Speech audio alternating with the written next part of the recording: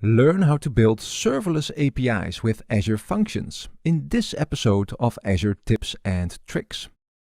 You can easily create an API with a serverless Azure function. Each API call is executed by a function that spins up and scales automatically, and you only pay when the function is called. Let's start by creating a function. I'll click here on Function app. OK. First, I'll pick a resource group. And next, I'll give the app a name. OK.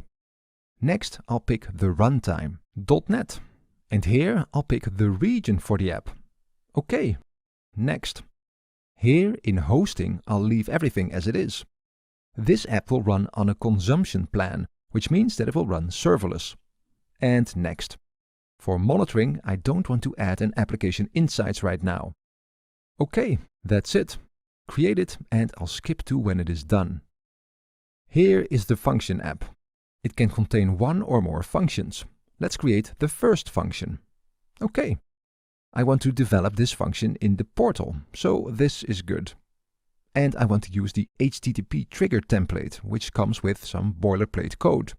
All right, let's scroll down. Here, let's give the function a name. And I'll set this to anonymous, which will make it easy to test it.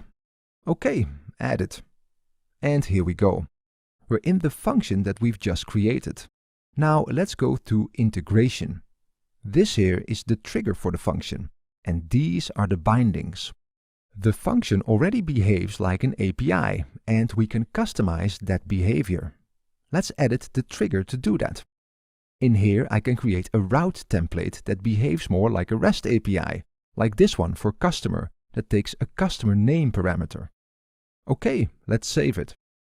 Now let's look at the code. This is the standard code for the HTTP trigger template.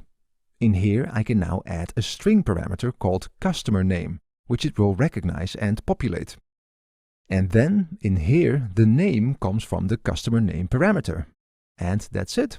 The function takes that name and shows it on the screen if it isn't empty. All right, let's save this.